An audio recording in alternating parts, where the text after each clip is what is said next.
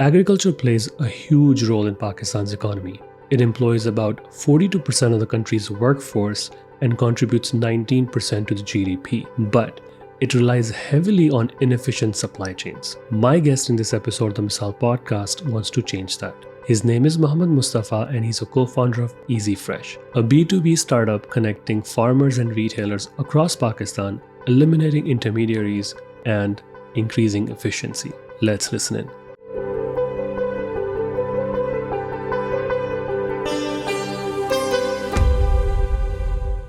Welcome to the Misaal podcast, Mustafa. How are you? I'm very well. Thank you for having me over, Zahid. Thank you so much for joining me. I heard about you first when you were working on Maka Online, and you have come a long way since then. So would love to touch on all that journey of yours. Let's get started with a quick introduction. Please tell me a little bit about yourself and what problem are you trying to solve with EasyFresh? I'm an Islamabadi boy. Grew up here. This is my second startup. EasyFresh is my second startup. First was Maka Online. Both of them have been trying to serve in areas that can create impact. EasyFresh right now is solving the problem of providing fair market access to farmers. Smallholder farmers and generally all farmers in Pakistan have to go through middlemen, through marketplaces called mandis.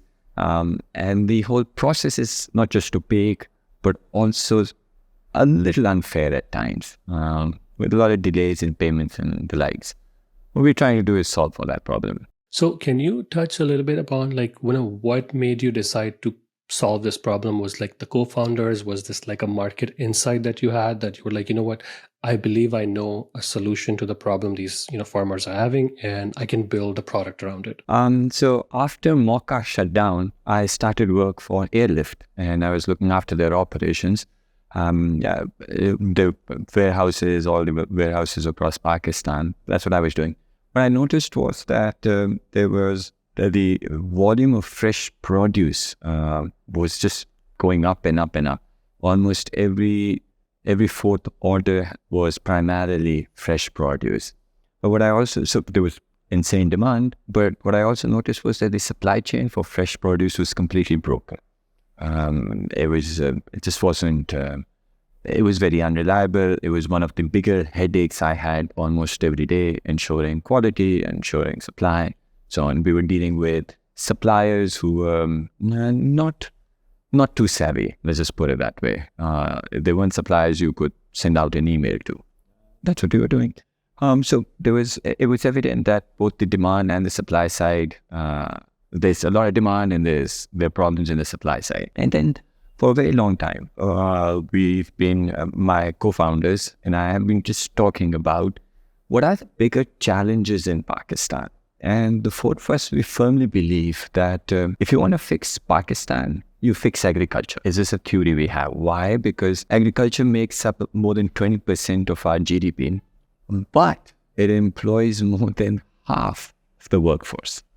More than 100 million folks are employed in agriculture in Pakistan. So you can imagine how inefficient it is if half your population is just contributing to 20% of your GDP. Agriculture was a space we wanted to work in for a long while.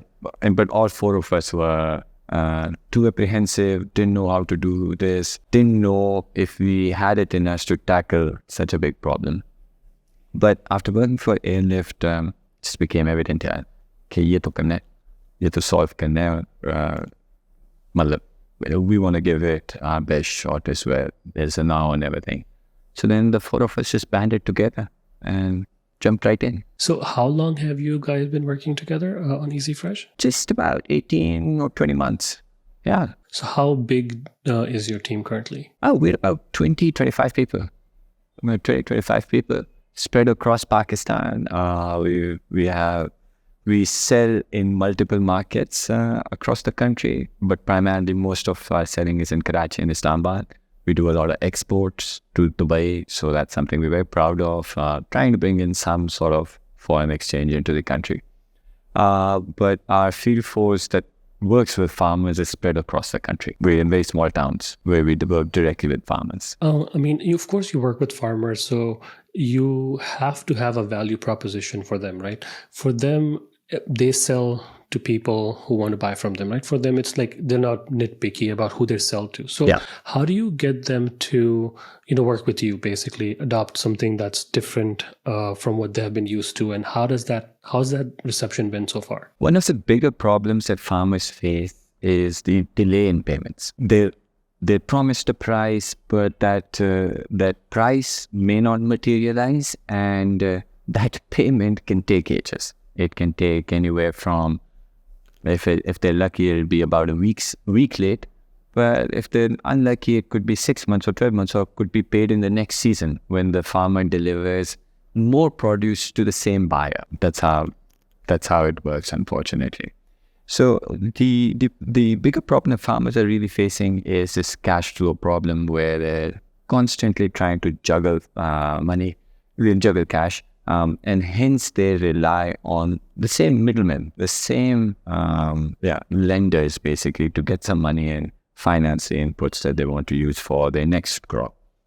How we solve it, the value proposition we bring to the farmer, is a guarantee that they will receive their payment on time. And that on time is literally 48 hours.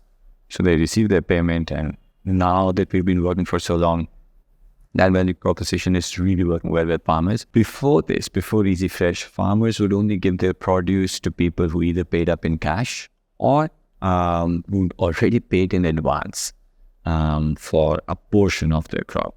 But thankfully, with the trust that we've built with farmers, that no longer is the issue. How has the middleman reaction been to you coming in and, I'm pretty sure the farmers are like, you know what, I'm getting paid in 48 hours and you are paying me in a week, so I'm going to go with the 48-hour, right, person. So how's that been so far? Right, when we started off, we thought कि यार हम जब आएंगे तो पूरा पाकिस्तान के सारे आरती और middlemen आएंगे और हमें कहेंगे दफा हो जाओ यहाँ से, and there'd be a riot, and we'd be in trouble. No one's batted an eyelid, yaar. Because the thing is, the agri sector is insanely huge. We are a very tiny player, and by virtue of our size, not just our size, sorry, by virtue of the size of the sector, we've not really stepped on anybody's toes. Some farmers are still working exclusively with some middlemen. Not some, but most farmers are working exclusively with some middlemen. And that's how it is. We will not be able to break those relationships. Those are relationships that have been formed over generations. They're also fair relationships. The RTs are paying on time and they're paying decently. So we don't add value over there. We're only 18 months old versus them being 3 generations old, that relationship being 3 generations old. So we don't add value over there. But in places where the RT, the middleman, was taking advantage of farmers, now farmers are just shifting over to us. And in those places, the middleman also realizes that, hey, I was taking them for a ride. I've got to find somebody else to cheat now. So that's really interesting. So, so you talked about the value prop, right? So what about the business model? Because there has to be for you a way to make money, right? Are you talking transaction fees, or are you talking about, in terms of business model, are you talking about like a percentage? Like how does that aspect of thing work out? Yeah, so multiple actually. We work with the farmer and figure out what they're comfortable with and what we're also comfortable with in that situation. So in some cases, we actually buy the inventory from the farmer. We have that confidence because we use a bit of satellite imagery. We use a bit of tech to understand the health of the farmer, his past history, the farmer's crop, his fields, last 5 years history. So we're able to judge whether this particular farmer and this piece of land that we're about to procure from has generally had a good yield or not. Once we're confident about that, we sometimes become the buyers and we pay the full market price and we say, here you go, no commissions cut. We just want the inventory. Because we've already lined up buyers in multiple markets, or maybe it's the export market. And so we're happy to take that risk. We're happy to deploy our working capital in such a situation and then make money or revenue on that margin between the buying cost and the selling cost. So that's one way of doing it. Some farmers say, listen, you sell it for us and you keep a commission. So you could call us Pada Likha artis. That's what we do at times. In that scenario, we don't charge the regular commission. We charge a lot less than that. Why? Because we also want to continue to build relationships with farmers and also on the other side, on the demand side. So we do that. That's a very simple proposition because we don't have to then take the risk of carrying inventory or deploying our own working capital. So that's another one. We also, because we've been doing this for a while now, and particularly with our exports, we provide exports as a service to folks. A lot of people want to help contribute to the inflow of foreign exchange into the country, and you'd be surprised that one of Pakistan's biggest exports is potatoes. हम आलू बेचते हैं दुनिया में. So we help with that. So we say, listen, we will help you get the aloo, we'll get the farmers, we'll pack it for you, we'll put it in a container, we'll ship it out for you, we'll even sell it in Dubai for you. And that's what you do. And for that, we get paid either a commission or we share in the profits that are generated from that trade. But it's somebody else's working capital that we deploy. So these are the three primary models that we earn money from. Thank you so much for sharing that. Sometimes founders are not that open about how they make money. So that's definitely great to learn how you make money. So keeping with that on the same topic about like startups, right? So you touched on the market. The agriculture market itself is very inefficient and you're trying to bring efficiency towards it. So this is your second startup, and being your second startup, I'm pretty sure there's a lot you learned from your first startup. So can you touch on some challenges like as a second-time founder that you faced that you didn't face as a first-time founder? And if there are any lessons that you took from the first time as a first-time founder and then made sure that you don't make those same mistakes again? Many lessons. I would love to say that I haven't made the same mistakes again. I would love to say that. But no, man, a lot of similar things. So what I learned at Mocha and I'm learning here right now in EasyFresh as well is cash is king, guys. Having cash is awesome, but having too much cash is also bad. Not that I've experienced having a lot of cash, but I've seen folks with a lot more cash and they've made some mistakes. And no, actually, yeah, I'll raise my hand here actually. We've made mistakes when we've raised capital and looking back, we say, यार ये क्यों किया हमने यार? ये तो this could have been a half an hour discussion and it would have been clear कि ये काम नहीं करना चाहिए था. But when you have that cushion, when you have resources, maybe you just speed along. Maybe you lower your guards. So we've been that mistake. So my first lesson every time is cash. In the environment that we're in, where raising capital from outside, from investors, is very, very difficult. The second thing that I've learned, which we were also doing at Mocha, is become self-sustainable. You should be able to survive on your own revenues. Those are very difficult conversations to have internally. We have, for example, the reason I do startups, the reason I am in this painful situation every time is because I feel that I want to build something that generates employment. I feel that the best way to take anyone out of poverty, any household out of poverty, is to give them a respectable job.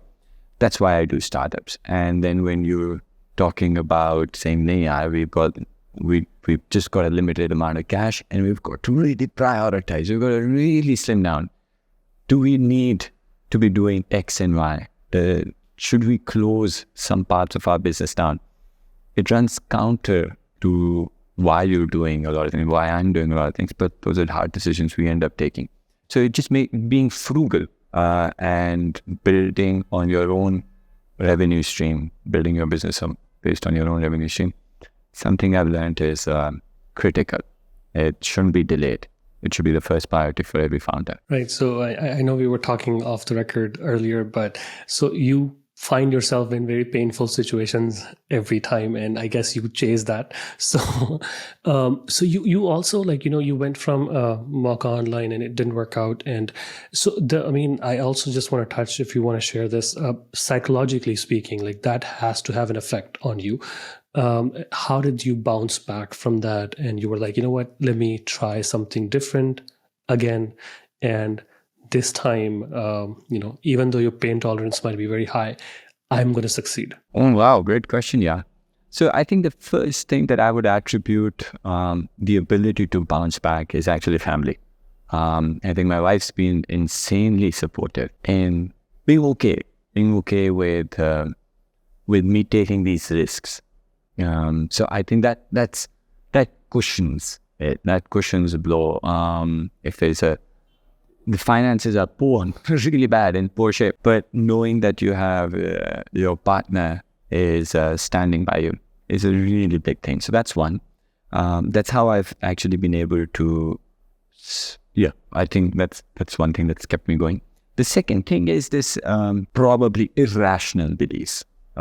Definitely irrational for others, but it's an irrational belief that I have that I can build something, I can contribute, I should contribute. My potential is way more than just my recent success or failure. I don't equate a recent event, or I try not to equate a recent event with long-term success or failure. I just don't have that in me. So probably very irrational, but keeps me going. And then finally, I think a lot of, I run a lot. So I guess that controls a lot of things in the head. So physical activity and having support, family support, people who are around you and rooting for you, even though, everything, around you is falling apart, still they're standing beside you. And I think that really, really makes a lot of difference. So having talked about Mocha Online, I know you went to Airlift for a very short stint, 3 months.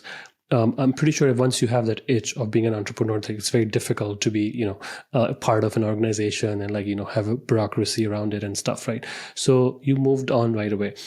And you also touched on how you identified a need in the market. Tell me a little bit about working, because back when you joined, it was a year before Airlift went under.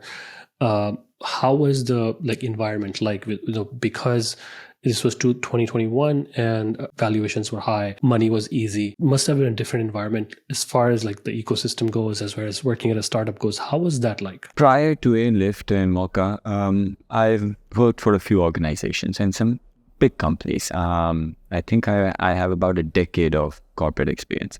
When I joined Airlift, I used to tell everyone, and I still live by that, the best place, really.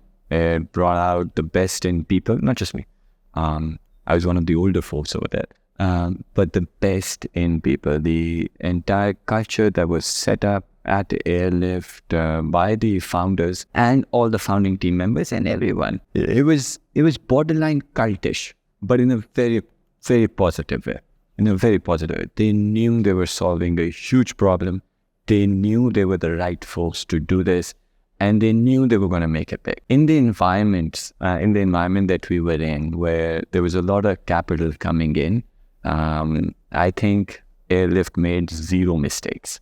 They made zero mistakes. It was a machine fine-tuned for a particular environment, and they were doing it in the best possible way. In Pakistan, definitely, and probably in other, if we were to benchmark them against other similar organizations in a similar time period, they would still be the best. Them going under or running out of cash, that was a different environment. That's a completely different environment. You can't change an organization. And it wasn't just an organization, it had become a beast. You can't change the direction of a beast, the philosophy, the ethos of a beast overnight. You can't. And so it's very, very unfortunate that they had to shut down. But I'm still very grateful, one, for my personal experience of working with them and learning from them, but two, also for them being sort of like a beacon of hope for all these startups. Raising that much money in a country like Pakistan, our finance minister is finding difficult to raise that kind of money for the country. But one startup did it. So Right, yeah. I mean, the ecosystem did definitely like benefit a lot during like, the 2021, 2022 time period. And things have, of course, the dust has settled and, the easy money is gone. So I'm pretty sure, you're either trying to, I don't know if you have publicly announced if you have raised money or not, but if you're trying to raise or if you're planning to raise in the future, right now must not be a great time to be raising money. I'm pretty sure a lot of people are asking you about advice. So if you could share things about like, okay, how do you even begin to convince someone that Pakistan is the next place to be investing in? Like, how do you even start? yeah, so I personally quit fundraising as an active fundraising a few months back, about 3-4 months back. Because I just felt we were hitting our heads against the wall, not because we were doing a very bad job at pitching or whatever. No, not really that. But because just the environment has changed. There's no capital flowing, freely flowing in the world. Pakistan is the frontier of the frontier markets. Then our own current economic, political situation just makes it very difficult for people to believe that things will change immediately. Everyone wants to hedge their bets. I've had multiple conversations with folks, and I've been asked questions like, when do you see the economy of Pakistan stabilizing? What do you think will be the dollar rate in X months? When will the elections be? Stuff like that. And these are questions that are a red flag. This conversation is not about EasyFresh. This conversation is not about Mustafa or the co-founder's ability to execute on a mission. It's not about that. These are very different conversations that are not in my control. And so it's easier to just concentrate on building something something self-sustaining. So my advice, Zayed, sorry, this was a big prelude to it. My advice to founders right now, if they're raising, your best bet right now is to make sure that you survive with whatever money you have right now. Try and build something that is self-sustaining, even if it's tiny, but just try and build something that is your net burn in your organization is zero, or ideally you should be generating, even if it's like 100 rupee of profit in a whole month, that's okay. But don't be burning money. Just do that. If you can do that, the winter will clear, the storm will die out, we'll have sunshine again, spring will come, all of the fun stuff will happen. But the person who survived this winter will be the first one to benefit from it.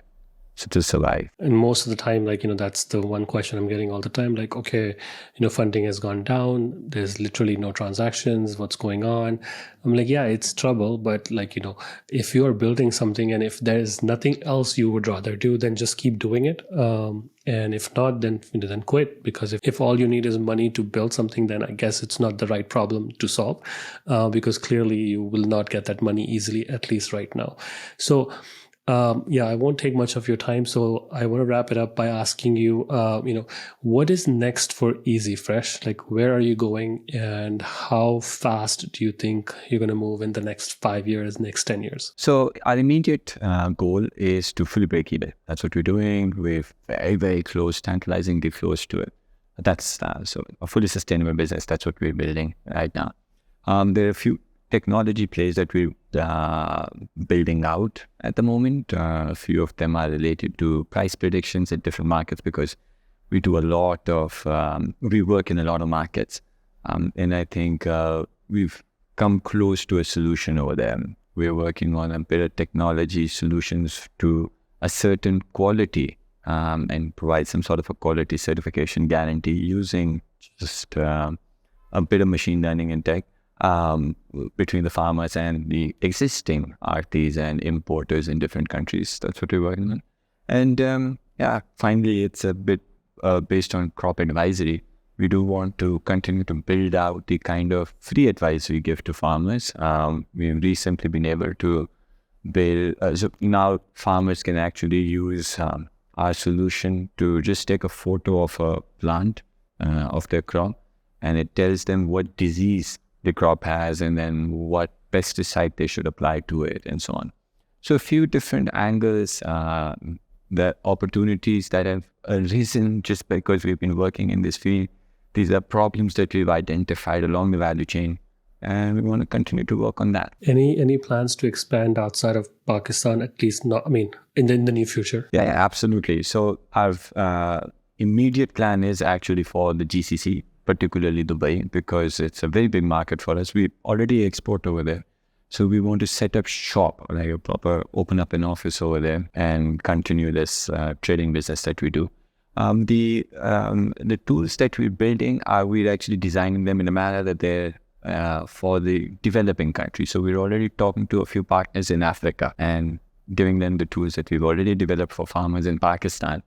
And so eventually we see ourselves as a company that's helping farmers or organizations that are in the agri space across the developing country, not just restricted to Pakistan. Thank you for such an insightful conversation. Lovely learning about what you're building, and best of luck with everything. Thank you very much for having me over, Zahid. Really appreciate it. Thanks for listening to the Misaal podcast. I hope you enjoyed the podcast and will thank me by writing a review or sharing it on social media. Make sure you follow and subscribe so you don't miss the next episode. Thanks again. See you soon.